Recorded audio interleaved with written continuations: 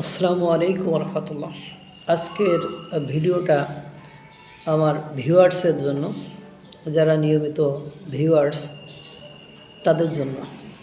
কারণ আজকে সকালে একটু ধর্ম নিয়ে বাড়াবাড়ি দেখলাম একটা ভিডিও।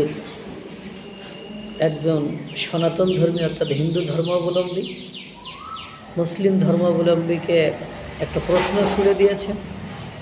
সেই প্রশ্নের উত্তর এক মুসলমান দিতে যে সে আবার কটাক্ষ করেছে, সে আবার অন্য প্রশ্ন ছুড়ে দিয়েছে। মূলত আজকের আলোচনার বিষয় এটাই। আমরা যে ধর্মেরই লোক হই না কেন, আমরা মুসলমান ধর্মের লোক, আমরা মুসলিম, বা আমি স্পেসিফিকভাবে মুসলিম ইসলাম ধর্মের লোক। কিন্তু আমার কাছে আপনারা যে জিনিসটা দেখেছেন যে আমি কোনো পার্শিয়ালিটি করি না, যে আমি নেপোটিজম করি না। আমি একটা জিনিস যেটা নিরপেক্ষ, সেটা নিরপেক্ষ ভূমিকায় থাকে। যেটা কঠোর হওয়ার দরকার সেখানে কঠোর হওয়ার চেষ্টা করি। কিন্তু দেখেন, আমি ইসলাম ধর্মের লোক, আমার ইসলাম ধর্মে গালিগালাজ করার কোনো সুযোগ নেই। আপনি হিন্দু ধর্মের লোক, আপনার হিন্দু ধর্মে গালিগালাজ করার কোনো সুযোগ নেই। আপনি বৌদ্ধ ধর্মের লোক, আপনার বৌদ্ধ ধর্মে গালিগালাজ করার কোনো সুযোগ নেই। আপনি খ্রিস্টান ধর্মের লোক, আপনার খ্রিস্টান ধর্মে গালিগালাজ করার কোনো সুযোগ নেই। আর এই গালিগালাজ করলে মুসলমানদের পাপ হয়, হিন্দুদেরও কি হয়, পুণ্য নষ্ট হয়, পাপ হয়। যে কোনো ধর্মের লোকেদের জন্য অন্যের উপরে নির্যাতন করা বা অন্যের নির্যাতন তো কী হয়, শুধু ফিজিক্যাল টর্চারটাকেই কি নির্যাতন বলে? মেন্টাল টর্চারটাও কিন্তু একটা নির্যাতনের পর্যায়ে পড়ে। সুতরাং এটা কখনোই কারোর জন্য সুখকর হয় না। যেমন দেখেন, আমরা আমাদের বিশ্বনবী সাল্লাল্লাহু আলাইহি সাল্লাম তার বিদায় হজ, অর্থাৎ যে হজের পরে তিনি আর বেঁচে ছিলেন না, যে হজের পরে পরবর্তী হজ পর্যন্ত তিনি আর বেঁচে ছিলেন না, এজন্য ওটাকে আমরা বিদায় হজ বলি। সেই বিদায় হজের দীর্ঘ ভাষণে তিনি একটা কোটেশন করেছিলেন যে তোমরা ধর্ম নিয়ে বাড়াবাড়ি করো না। তা ওনার মতো লোক যিনি না হলে ইসলাম ধর্মের এত প্রসার এত কিছু হতো না। ইসলাম ধর্ম যেটা কমপ্লিট কোড অফ লাইফ, সেই জায়গাটায় আসতো না। অথচ তিনি বলেছেন তোমরা ধর্ম নিয়ে বাড়াবাড়ি করো না। অথচ দেখেন, আমরা কথায় কথায় ধর্ম নিয়ে বাড়াবাড়ি করে ফেলি। আমরা সনাতনী বা অন্য ধর্মের লোককে কটাক্ষ করে আমার ধর্মকে বড় করে দেখানোর প্রাণান্ত চেষ্টা করি। আমরা বলতে থাকি যে তোমার মূর্তি পূজা করার কি দরকার? ভাই, সে পড়াশোনা করুক, সে জেনে বুঝে আসুক, তার মূর্তি পূজা করার কি দরকার? এই কথাটা বললে সে তো কষ্ট পায়। যেমন আপনি যদি বললেন তুমি সারাদিন তোমার কালির সাপ পায়ের কাছে পড়ে থাকলা, কি পাইলা দিন শেষে? তার কাছে কিন্তু কোনো প্রশ্ন নেই, প্রশ্নের উত্তর নেই। এই প্রশ্নের উত্তর সে দিতে পারবে না। শুধু যদি এটুকু বলে যে আমার আত্মার তৃপ্তি হয়েছে, মানসিক শান্তি পাইছি, এটাই তার উত্তর। আদারওয়াইজ অন্য কোনো উত্তর আপনি পাবেন না। ঠিক পাল্টা সে যদি প্রশ্ন করে বসে যে তুমি 5 ওয়াক্ত সালাত মসজিদে যে ইমামের পেছনে পড়লা, তুমি এই 5 ওয়াক্ত সালাত ইমামের পেছনে পড়ে তুমি নগদ কি পাইলা? আমরা কি উত্তর দিতে পারবো? পারবো না। এজন্য বিশ্বনবী সাল্লাল্লাহু আলাইহি সাল্লাম বলেছেন তোমরা ধর্ম নিয়ে বাড়াবাড়ি করো না। ধর্মের কাজ কি? ধর্মভিত্তিক মানুষের কাজ কি? তার ধর্মের নির্দেশিত পন্থায় মানুষের উপকার করা, তার ধর্মে যেটা নিষেধ আছে সেটা না করা, তার ধর্মে যেটা আদেশ আছে সেটা করা, এটাই তো ধর্ম। এখন আপনি কি করলেন? আপনি সেটা না করে আপনি অন্য ধর্মকে ছোট করে নিজের ধর্মকে বড় করার মিশনে নেমে পড়লেন। তো দেখেন, অন্য ধর্মকে ছোট করে নিজের ধর্মকে বড় করার মিশন কখনো সাকসেসফুল হয়েছে? আপনার ধর্ম তখনই বড় হবে যখন আপনি ধর্মের পুরো কোরআন আমি কয়েকবার পড়ছি অর্থসহ পড়ছি, এখনও পড়ি, আমি কনস্ট্যান্টলি পড়তে থাকি। পুরো কোরআন জুড়ে ক্ষমা, ধৈর্য, এই কথাগুলোই বলা আছে। দেখেন, এই ক্ষমাটা আপনি কাকে দেখালেন, ধৈর্যটা আপনি কোথায় ধরলেন? প্রতি উত্তরে আপনি আরেকজনকে গালিগালাজ করলেন। সূরা কাফিরুনের শেষ আয়াতে আল্লাহ কি বলছে? যে তোমার ধর্ম তোমার, আমার ধর্ম আমার। তো মহান আল্লাহ তাআলা এই সূরা কাফিরুন কার মাধ্যমে আমাদের কাছে নিয়ে আসলেন? এই আয়াত মুখ নিঃসৃত বাণী মুখ দিয়ে বাইর হয়েছে কার? হযরত মুহাম্মদ সাল্লাল্লাহু আলাইহি সাল্লামের। তো তার পরবর্তীতে অর্থ হলো যে তোমার ধর্ম তোমার, আমার ধর্ম কি আমার। তুমি যাকে মানো আমি তাকে মানি না, আমি যাকে মানি তুমি তাকে মানো না। তারপরে মহান আল্লাহ তাআলা তো বলেই দিয়েছেন যে তোমার ধর্ম তোমার, আমার ধর্ম আমার। মহান আল্লাহ তাআলা আরও বলছেন যে তোমরা না বুঝে কাউকে গালিগালাজ করো না, না বুঝে অন্য ধর্মকে ছোট করো না। তাহলে ওরা না বুঝে অন্য ধর্মকে ছোট করো না, তাহলে ওরা না বুঝে আমাকে গালিগালাজ করবে। মহান আল্লাহ তাআলা বলে দিচ্ছেন না সুন্দর করে। এই যে আমি কয়েকটা কথা বলেছি, কয়েকটা আয়াতের কথা বলেছি, এরপরে কি কোনো সুবোধ মানুষ বা বুদ্ধিমান মানুষ, সে হিন্দু হোক, সে ইহুদি হোক, খ্রিস্টান হোক, সে নাসারা হোক, তার ধর্ম নিয়ে কটূক্তি করার বা তার ধর্মকে ছোট করার আর কোনো প্রয়াস বা আর কোনো চেষ্টা তার থাকা উচিত আমার মনে হয় সঙ্গত কারণে নয়। কিন্তু সমস্যা হলো আমরা এগুলো বুঝি না। এগুলো না বুঝিয়ে আমরা ভাবি যে কাউকে গালি দিয়ে তার ধর্মকে ছোট করে, তার ধর্মকে হেয় করে আমরা হয়তো বড় হয়ে যাব।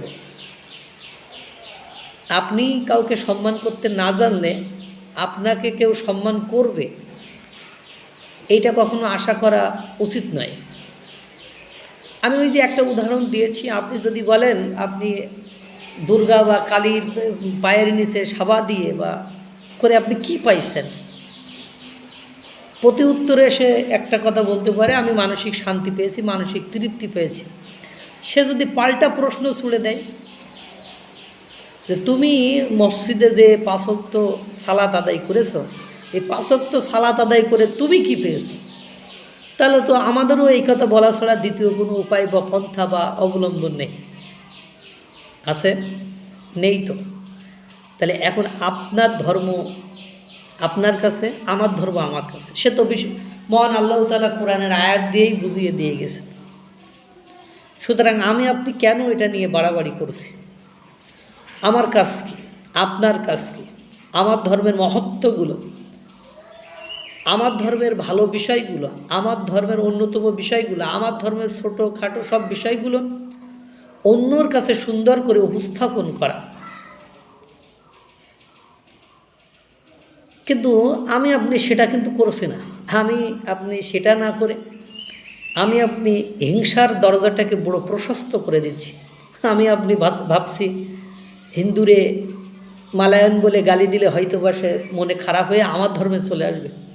আমি আপনি ভাবছি হিন্দুরা যাকে বিশ্বাস করে তাকে অশ্রাব্য অকথ্য ভাষায় গালি দিলে তারা হয়তো বা আমার বিশ্বনবী সাল্লাল্লাহু আলাইহি সাল্লাম, আমার মহান আল্লাহ তাআলা সম্পর্কে ভালো কমেন্ট করবেন। Is it possible? এটা কি কোনোভাবেই সম্ভব? একবারও কি ভেবে দেখেছেন? আপনি নিজেকে ধর্মের বড় ঢাল মনে করেছেন, কিন্তু আপনি যে এই ধর্ম প্রচার করতে যে আপনার ধর্মকে ক্ষণে ক্ষণে, কালে কালে, যুগে যুগে আরও একটা নর্মাল জায়গায় নিয়ে যাচ্ছেন, এই ধর্ম সম্পর্কে অন্য ধর্মের মানুষের যে চিন্তাভাবনা, সেই চিন্তাভাবনার জায়গাটাকে আপনি আরও যে অমসৃণ করছেন, আপনার ধর্মের আমার ধর্মের যে বিষয়গুলো সুন্দর, সেই সুন্দর জায়গাগুলো আপনি নষ্ট করে ফেলছেন। এটার দায়িত্ব আল্লাহ আপনাকে দিয়েছে। আল্লাহ তো আপনাকে, আল্লাহ যেখানে মহান বিশ্বনবী সাল্লাল্লাহু আলাইহি সাল্লামকে যখন দাওয়াত দিতে দিতে হতাশ হয়ে গেলেন, তখন হতাশার মোমেন্ট কাটানোর জন্য আল্লাহ তাআলা বিশ্বনবী সাল্লাল্লাহু আলাইহি সাল্লামকে বললেন, আমি তো তোমাকে দারোয়ান করে পাঠাইনি, আমি তোমাকে তো মানে কার হৃদায়ত দেবো না দেবো, এই হৃদায়তের মালিক তো আমি, এই হেদায়েতের মালিক কি আমি। তাই যদি না হতো তো বিশ্বনবী সাল্লাল্লাহু আলাইহি সাল্লামের বাপ দাদা চাচা নানা আত্মীয় স্বজন তারা বিশ্বনবী সাল্লাল্লাহু আলাইহি সাল্লামের মতো ব্যক্তিকে পেয়ে অবহেলা করে ধর্ম থেকে দূরে থাকতে পারত? আমি আপনি কি হনু হয়ে গিয়েছি যে আর একজনকে প্রশ্ন ছুড়ে দিয়ে আমার ধর্মটাকে ছোট করা, যেখানে সরাসরি আল্লাহ তাআলা বলেছেন তোমরা অন্যের ধর্মেরকে গালিগালাজ করো না, তাহলে তারা না বুঝে আমাকে গালিগালাজ করবে। যেখানে মহান আল্লাহ তাআলা সূরা কাফিরুনের শেষ আয়াতে বলছে তোমার ধর্ম তোমার, আমার ধর্ম আমার। যেখানে বিশ্বনবী সাল্লাল্লাহু আলাইহি সাল্লাম বিদায় হজে বলে গিয়েছেন যে তোমরা ধর্ম নিয়ে বাড়াবাড়ি করো না। আর যারা হিন্দু ধর্মের আছেন আমার ভিউয়ার্স, তাদেরকে অনুরোধ করব দয়া করে মায়া করে একটু ধৈর্যশীল হন। আমি বলছি না যে আমি খুব ধৈর্যশীল বা আপনি খুব ধৈর্যশীল নয়, এ কথা বলছি না।